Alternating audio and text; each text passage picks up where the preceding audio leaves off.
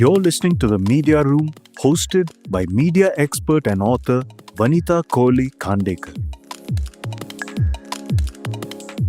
There is a strange phenomena taking place in the $29 billion Indian media and entertainment business.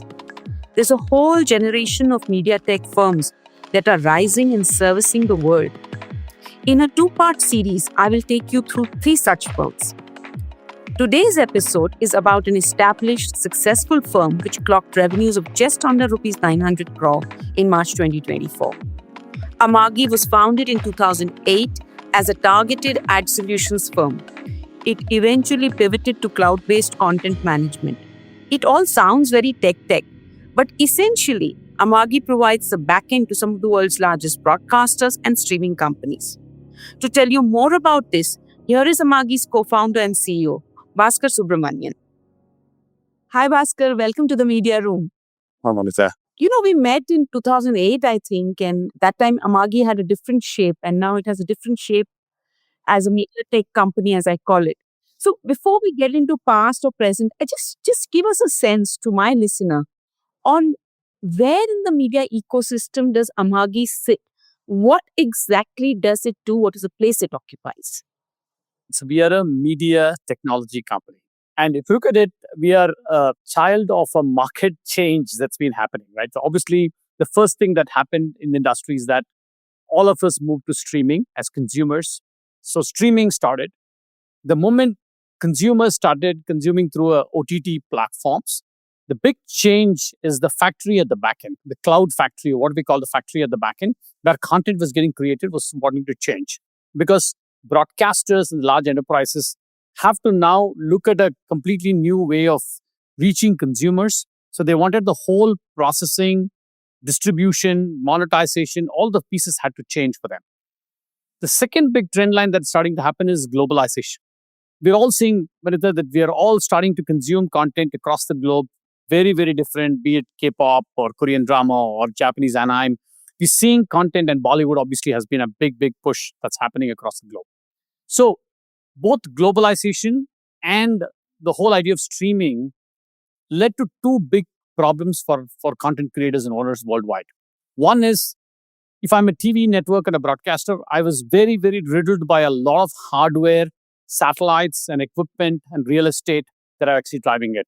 And suddenly, as the change was happening, the pace at which I should change my business transformations was completely saddled by a big hardware capex infrastructure. That drove the need for a lot of these TV networks to really move to a more software-centric, flexible infrastructure, which allows them to really spin up, spin down when live events happen, or new sports games comes in, or new channels that we launched. Can I bring my dynamism in my business to reflect in terms of how my technology infrastructure works as well? That was the first part of the problem that people had.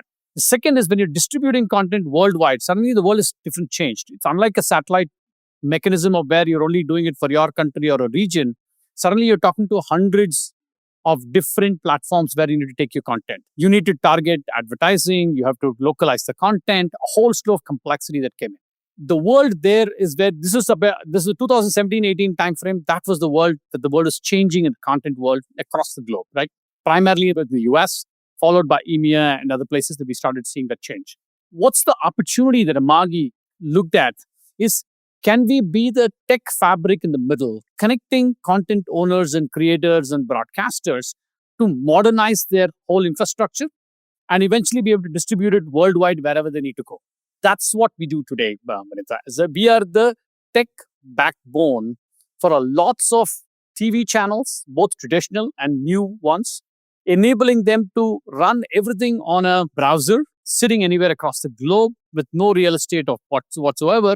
You're able to run really premium TV channels and networks and eventually be able to distribute it to anywhere in the globe, right? So you can go to 150 different countries today through an Amagi platform and able to deliver that, for example.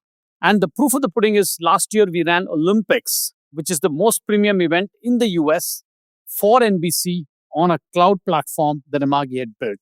I think which is kind of the pinnacle of the highest sporting event and the most complex one, running to the largest media economy in the world, which is the US, which is running on a complete software-based infrastructure from an India company, which actually served the technology for that whole thing. I think that's the sort of journey, Vanita, that we've gone through. Fantastic. And the US is in fact a big part of your business. I'll come to that in a bit.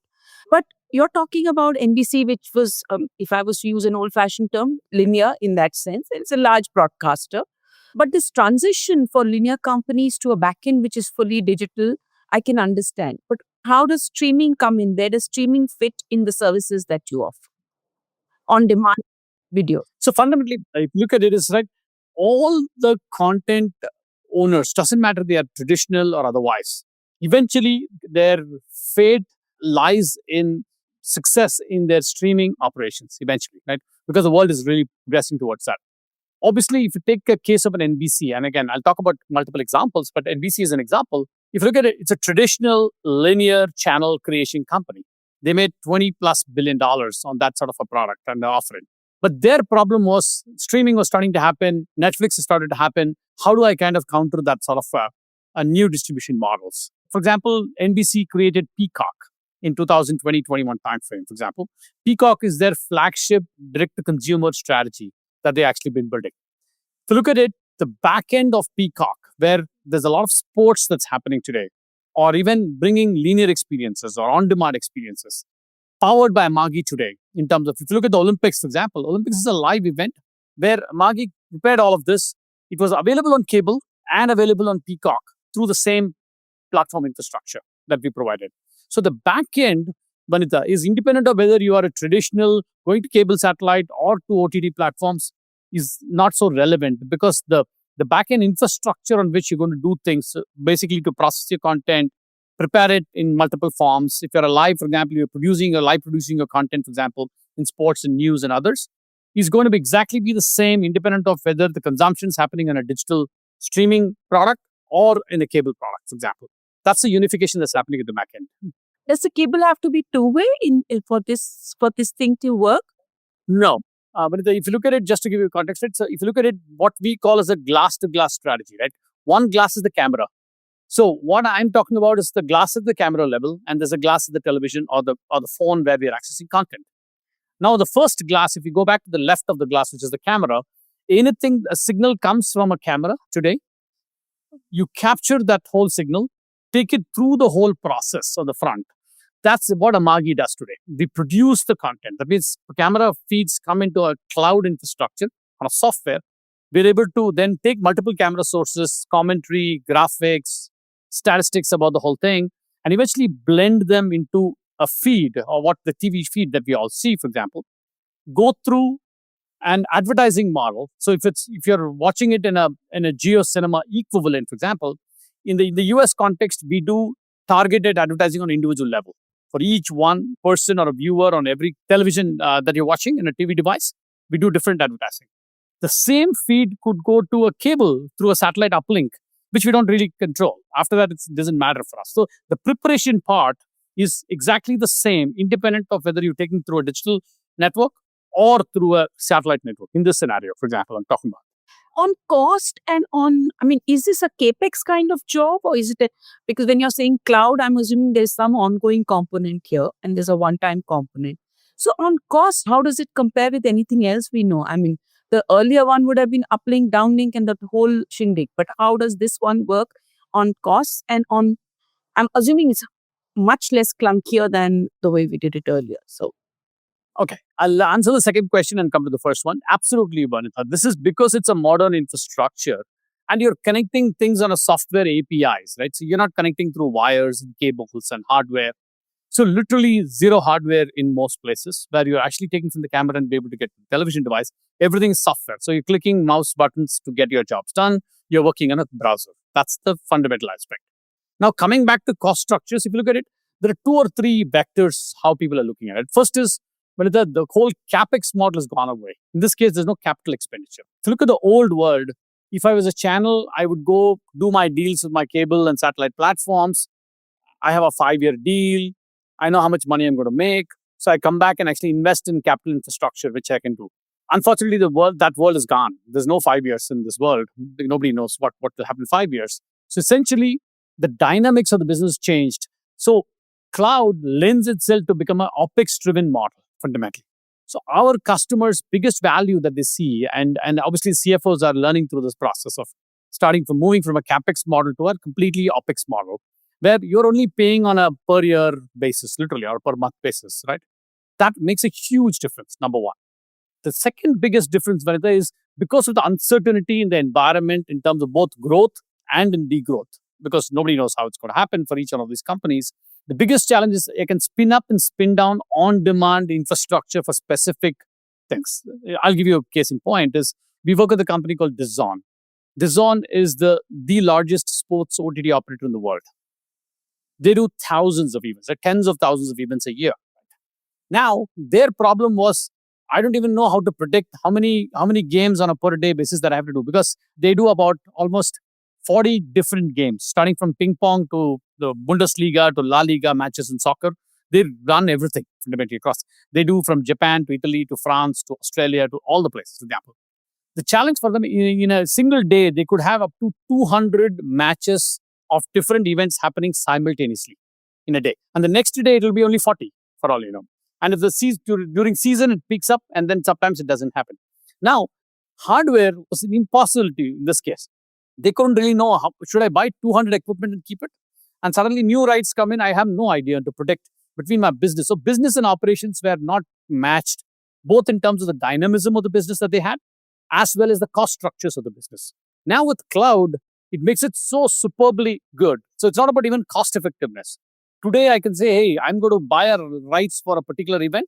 I can only spin up when I need it for the few 90-minute game that I have. Only during the 90-minute game, the whole infrastructure comes up and it goes down. I don't need to pay for cloud infrastructure or any hardware, anything more than that particular 90 minutes that I do. So it's a significantly different model, Vanita, which is where our customers see the most biggest value, and the most simplicity of the whole thing shines very well for them. That sounds very interesting. But if I was to look at using this technology either as a percentage of costs or as a percentage of revenue, is it like a minuscule percentage?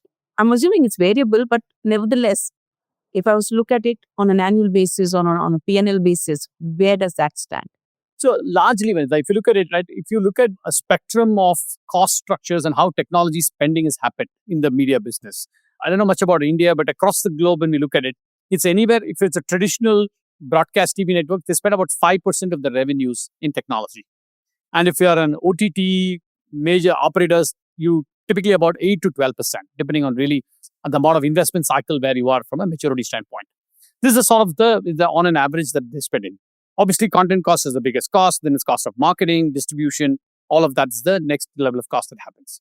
Now, what we are talking about is the share of the wallet in that 5 to 12% that you're talking about. And what's that amount of money that you want to spend either on the satellite networks and with hardware versus managing it through software infrastructures and on demand, which are actually shaving your cost down. That's the core focus, Vanita, that people are looking at. So even if it's a few percentage points of drop in their cost structure, that goes to the bottom line dramatically faster, number one. The second is obviously the business itself is changing. So people want to have future proofing of the business. And that's a bigger driver. It's not even a dollar driver there, right? Or a money driver.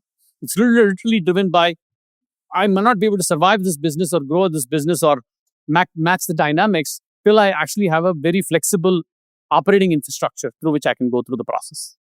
One thing I was very curious about, because I read that 60-70% of your business is from the US.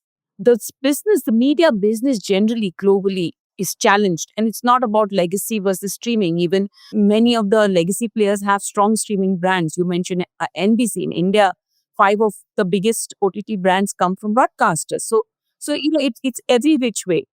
But it is challenged because you have a legacy business, and maybe I'm talking more about India than the US market, which is very profitable, but your audiences are moving gradually to another technology, which is not delivering the same kind of profits, but which is demanding a much higher cost in terms of programming, etc. So, your margins are challenged on the new business, but it requires investment, but your old businesses are the profitable part of the business. This is possibly the India scenario. In the US, I think the legacy businesses are deeply challenged anyway. In that challenging environment, how does Amagi function? And, is it only broadcast and video businesses, or where do you see, therefore yourself stepping forward, going ahead? I don't think India is any isolated. This is something that's happened or happening across the globe in different evolution cycles. So it's not happening. It happened in the US. So it's happened 5 years back. US went through the same pain that India is going through, and actually deeper and deeper pain that they went through, to a point where they had to flip the whole thing. So I think the reality of the media business is the metamorphosis is a decade-long metamorphosis. It's not going to happen in one go. Every content owner, doesn't matter who they are going through this challenge of transforming viewer patterns that's starting to move. And you have to move, your whole dollars have to move, ad dollars have to move, subscription dollars have to move. It's a big transformation that's happening, Vanita. So it is a stressed ecosystem as a market. And this is worldwide, not even, I think, at different stages of evolution that's happening, right? Now, coming back, if I look at it from a macro standpoint, right? See, storytelling is timeless, Vanita. So it's going to survive, it's going to grow, it could either be existing players who are able to transform themselves and become the new storytellers, or there's going to be a new set of storytellers coming on board. So, and it's both, right? Literally, we've seen new storytelling and new mechanisms that's coming, because the cost of producing at the lower end obviously is coming down. At the higher end, it's actually going up. So it's both the kind of a yin and yang of the whole business is kind of we're seeing stretching on both sides fundamentally. For us as a company, wherever there is change and transformation is an opportunity to go deliver innovations, Vanita. If you look at it, our customers are migrating into newer and modern infrastructure for exactly the reason of saying, hey, I don't know the new world. I need a very flexible, cost-effective, dynamic environments through which I can actually drive progress for themselves. So the biggest reason, Vanita, for us we're seeing is what we call the streaming unification problem. Our customers are saying, why should I have one stream of media operations for broadcast with its own staff and monitoring and people and all of that, and I have another staff for my digital experiences where I'm putting a lot more people again for different reasons. Now, by unifying streaming and broadcasting operations at the back end, I get tremendous cost advantages and efficiencies first. That's a number one problem they're trying to solve. This also allows them to now transition to the new world, less pain, not trying to replicate the whole infrastructure again on two. See, if you look at it, the biggest change we're seeing in the evolved markets today is that streaming and digital and broadcast are actually merging together. There's one decision-making, one content strategy, one technology strategy. They're kind of trying to bring it to one single mechanism, right? So that's the biggest driver, where an opportunity like ours is to really unify them and help them to move to an infrastructure which allows them to do that. This is like a banking problem. I'm sure banks had offline banks and online people coming in. They had to go through this process of having a back-end infrastructure that supports both an offline bank as well as start to reconcile it with the digital experiences of new consumers coming in, right? So it's not a neobank only, but you need to kind of have these two together. Exact same behaviors are starting to happen in this, Vanita. That's happening, right? The second part, if you look at it, is not only cost. For us, the future is very exciting because of the whole evolution of AI and the maturity that we're seeing in AI in the media business, right? So if you look at it 2 years, 3 years back, we've been investing in AI, but I was thinking it's more gimmicky to some extent, right? It's not delivering the value. Either it should reduce my cost from an optimization standpoint or increase my revenue. But over the last 18 months, we're seeing tremendous value that we're able to accrue for our customers by optimizing cost structures and actually bringing in new personalized experiences, which means it's driving more revenues, for example. So last year, we did a bunch of innovations where we were able to get personalized content streams for our customers in the US, which gave greater than 20% increased advertising revenue. So the revenue increased 20%. So for example, fundamentally, we work with Vizio Walmart, right? This is Vizio's stuff, right? So we launched a model called Zero Slate. Zero Slate is essentially a technology which is personalized for each one of us. That means it reduces the number of fillers in a personal streams. For example, the problem in the US was ad breaks will never get filled. If you have a 2-minute ad break, only 1 minute gets filled and 1 minute never gets filled, for example. So we were able to replace that by moving to personalized channels. So Vanita will see a different channel, Baskar will see a different channel. Each one of us will see a different channel from personalization. This increased session duration. That means people started watching more because there was breaks were much lesser. It increased the overall number of breaks also started increasing because people saw for more time. Henceforth, more revenue came, for example. So these innovations are starting to happen, Vanita, fundamentally because we're seeing this new world of bringing tech AI as a personalization engine to increase revenue, as well as AI as an agentic engine. What I mean by that is really starting to look at chore jobs in your, take monitoring, for example, or take creation of some of the promos, trailers, and all that. Today, machines are at a point which you can actually replace some of the human elements, and the humans can actually only be creative about what they need to do. All others, the job of editing and all of that, the machines are able to do it much better today, Vanita. That's the thing. I had a long conversation recently with Kalli Puri. It should appear soon on this and how they're using AI in the newsroom at India Today Group. But to your point about the Lizio example on personal, I did not understand how that personalization has helped to increase revenues.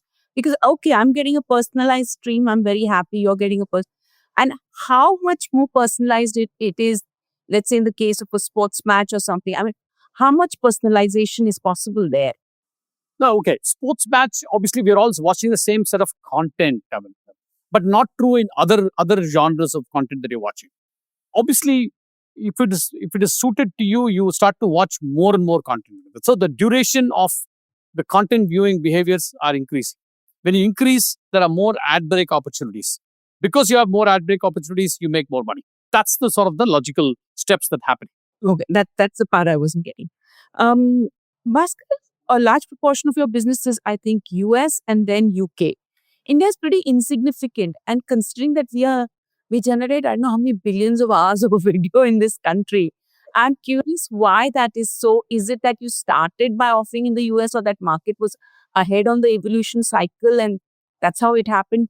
Why is that? And also the big learnings there, which you think the Indian business can apply, whether it is on Amagi's side or whether on your client's side, the big learnings that you could apply from your US UK experience. So macro perspective, Vanita, if you look at it, obviously US media economy is much, much larger than India, right? So just by the amount of the ad dollars and subscription dollars is actually massive in compared to India, right? So clearly that means the economics of a lot of things started to work there for us, right? And again, that's the reason why we started there, because two or three things are happening. One is the economy is large, media economy. And that also meant that the economy was also the most pained in some sense. The pain was also higher for them. The infrastructure was available, cloud maturity was existing, internet maturity was existing, and advertisers had started moving to their dollars from the traditional television into online options already. So be it all of the online destinations that you're trying to move. And when connected television or what smart TV was happening, I think that progression was happening, Vanita. So all in all, the system was very, very ready and ripe for innovations. And actually, the disruptions was much more easier to do, for example. Having said that, the benefits of learnings that we have seen is we are able to build a very sophisticated infrastructure now to run at the highest level of reliabilities and security and latencies that you need, right? Because you're running Olympics, you're running equivalents of that technology. Now, I think the technology is at a point where we can bring it to the next tier of countries that are ready to embrace the new world.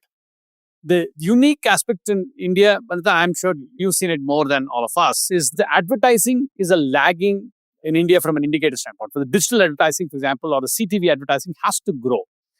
At CPMs, think about it, right? Our customers in the US make almost $20 to $25 CPMs in digital world. Here we're talking about tottering $2, $3 CPM. Cloud cost in India is actually more expensive than US cloud cost. Internet cost is actually more expensive in India than actually internet means I'm talking about the enterprise internet. And so if you look at an Amazon cloud data center in Mumbai is more expensive for us than what we spend in Virginia today. Example. Now you have a very lopsided problem here. You have an economy which is not really driving a lot of revenues for top lines for our customers, but my cost structures are not really lending itself because actually we have a higher cost structure and lower revenue potential for our customers.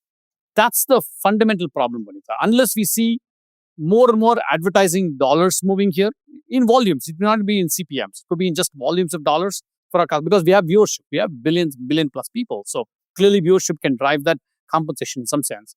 Then if customers make money, then we can provide them an infrastructure which will be really modern. And actually, it will be better than their existing infrastructure for sure. And we are already talking to some of the large broadcasters in the country to do that. But this change has to be driven by the streaming economy outside of Google and Facebook, starting to make money realistically. Obviously, now Jio is making money, hopefully. But again, anybody else not making, we need that whole infrastructure to kind of grow, Vanita. And that's what's really not happening today as fast as what we'd like to do. See. You've touched upon something which bothers me no end. With due respect to Google and Meta, they've done a fantastic job in this market, but the fact is their domination has therefore meant also that a lot of other businesses struggle to scale up in a market that there is scale available. So, I don't know how one can address this question. Will Amagi's territory remain media and entertainment, or do you see applicability to other? So, and if it is media tech, so within media tech, what more is possible? Two or three things, Vanita. We are a very small company right now, right? So we're just starting to grow. The transformation is happening. So we're going to be leaning in heavily on only on the media and entertainment business at a global level. First is I think the world itself is large enough.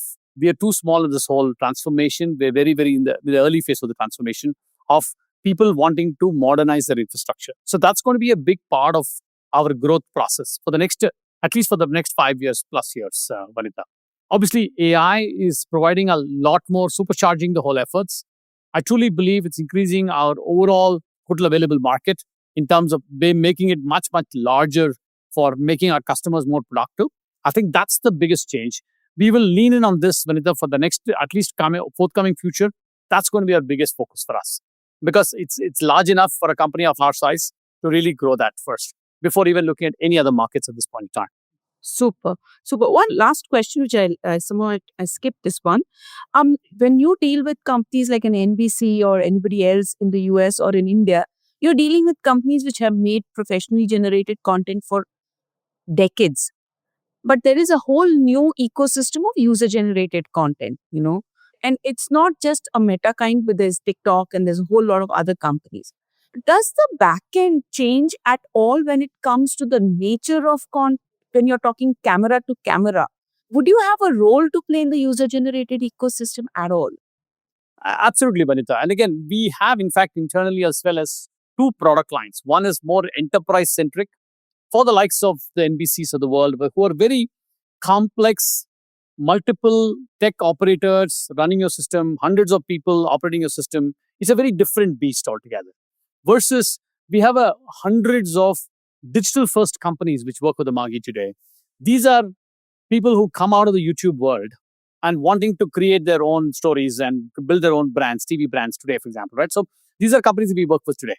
They want a very simplified setup through which they can actually just pretty much drag and drop their content, get their things done, and actually look at it in a much more B2C fashion, if you will, right?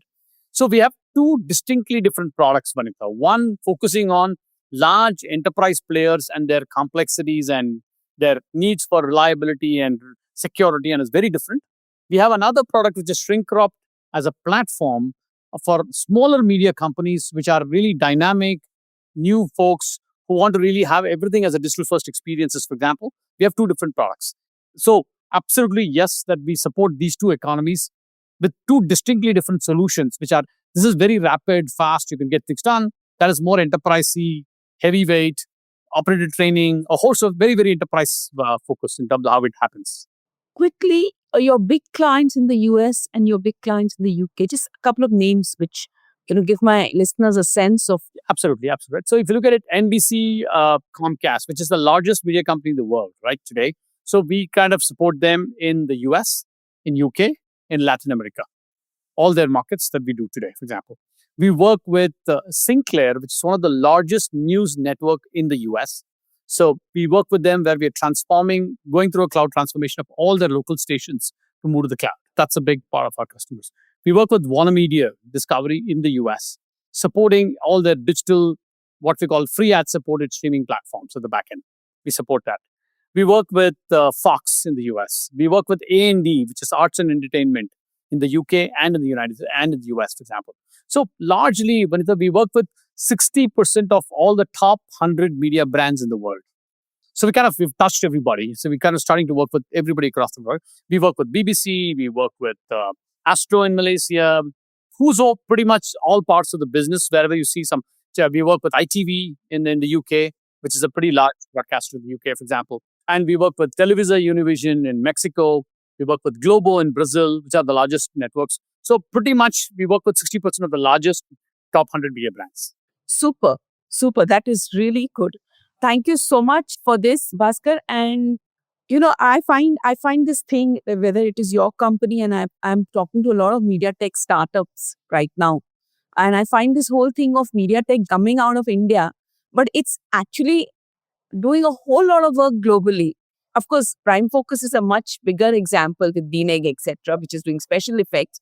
But I find it very heartening to see these technology thingies coming out of India. I'm sorry, I'm using the word thingies because That's fine. I'm Luddite in this room. Right. Right. But it is fantastic to see them coming out and servicing the global media entertainment economy.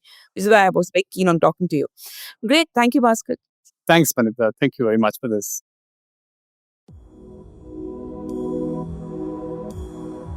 Amagi is now well established. It gets 2/3 of its top line from the most developed media market in the world, the United States.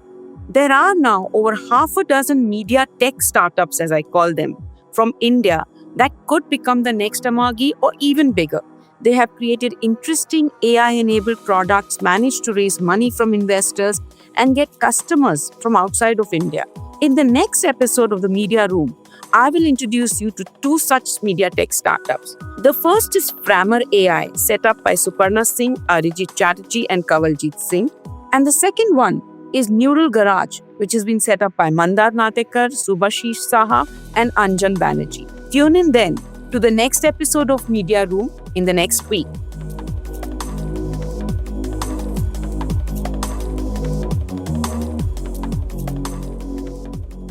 You've been listening to the Media Room by The Core, hosted by media expert and author Vanita Kohli-Khandekar. Do stay connected with more of our coverage at The Core. You can check out our website or sign up to our newsletter at www.thecore.in. Do also track us on LinkedIn, where we usually post synopses or extracts of our top stories and interviews. If you have any feedback, you can write to us at feedback@thecore.in. That is feedback@thecore.in. Thank you for listening.